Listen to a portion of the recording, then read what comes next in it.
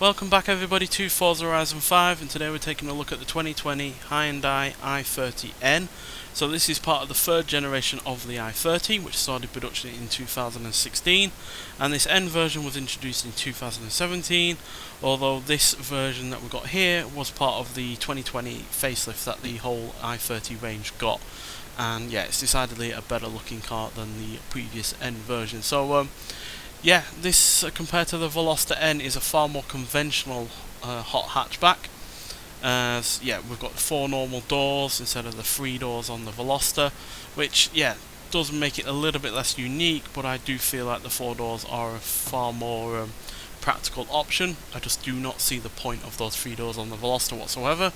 Just means that you're either going to have to lift up the front seat and, to get someone out the back, or they're going to have to shuffle along the seats to get out the only door at the back. So yeah, I don't really see the point of it, but yeah, this has a really rather nicely appointed interior. It's got everything you'd expect for a car from this time, for a car of this size and price range.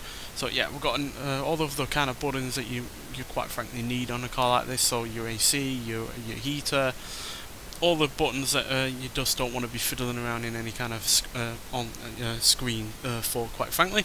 And this has a 6-speed automatic gearbox in this one. There is a 6-speed manual that is on offer as well, but no doubt this automatic is quicker at changing gears. But personally, I would prefer the manual, as it is a bit more involving as a driver. But yeah, overall, really rather nice interior. And yeah, that is carried forward into the back as well, where it's got plenty of leg room. Although I would say getting a third person in the back of there is probably a bit of a squeeze. To be honest, though, there might not even be any seat there really to be used. So not the most practical in terms of rear amount of people you can get in the rear, but you do have plenty of boot space to compensate for that, as you can see.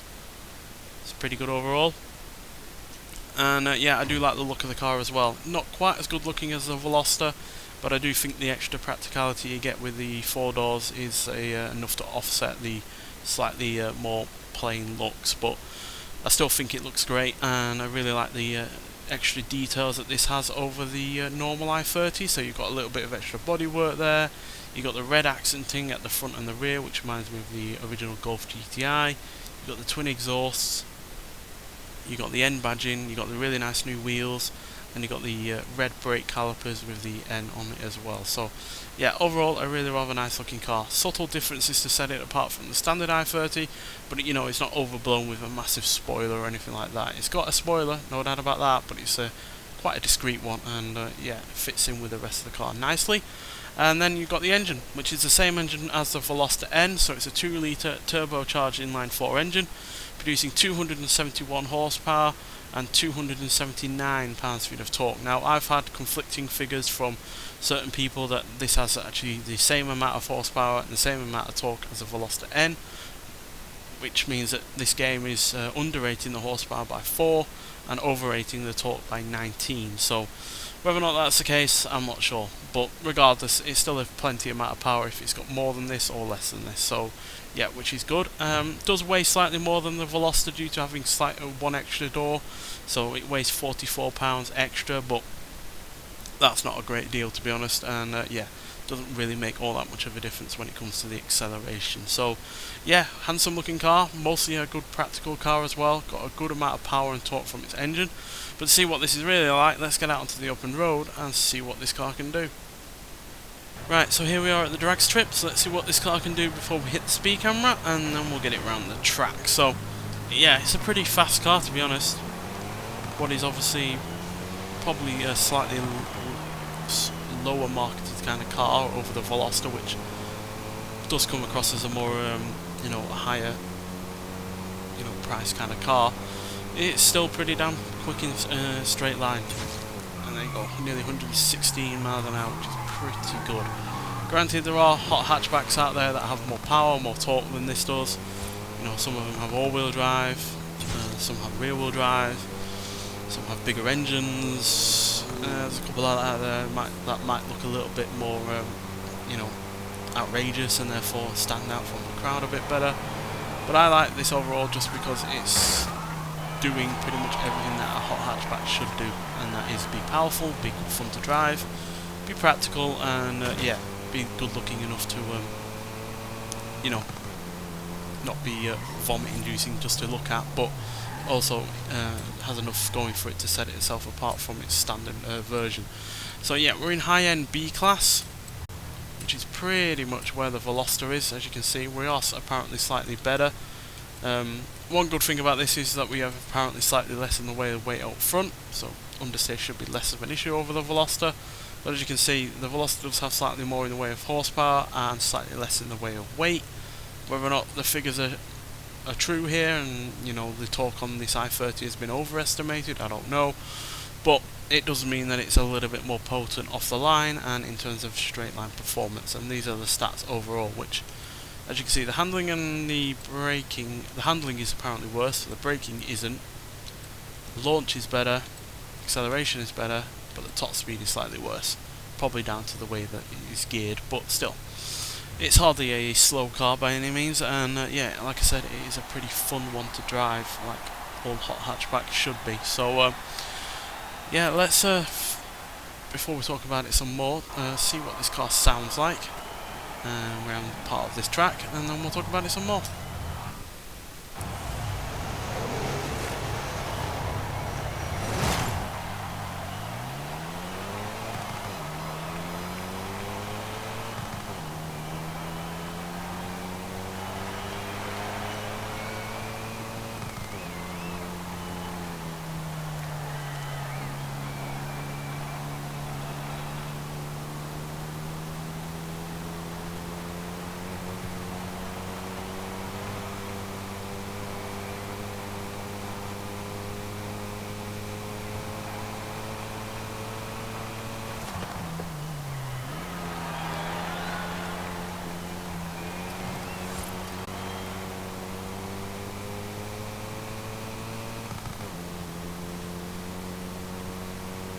So yeah, it's overall a decent sounding engine. It's nothing massively unique or anything like that, and the engine itself isn't particularly high revving.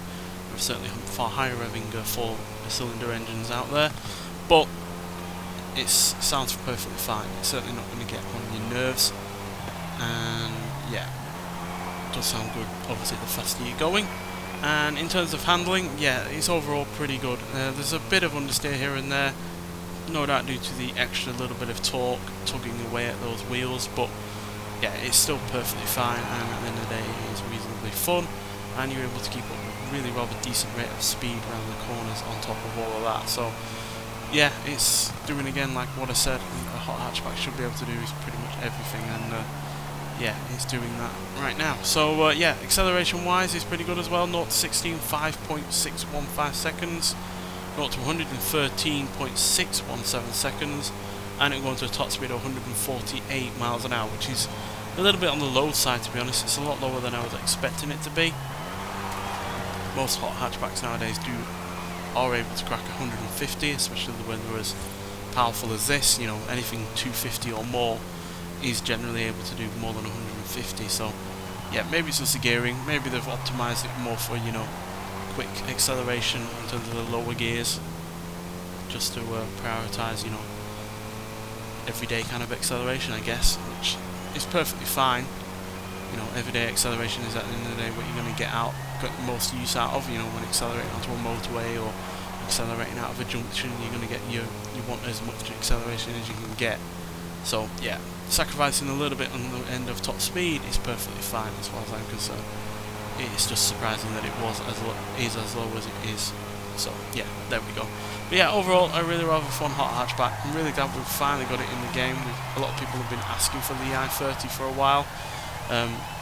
It wasn't particularly on my radar, but it's certainly one that I've heard of a lot before, and it's been praised a lot before. So yeah, I am in no way annoyed that it's in the game, and in fact I do really enjoy driving it. So yeah, if you are into your hot hatchbacks, then I do highly recommend getting this car. You can get it by getting 22 points in the current festival playlist.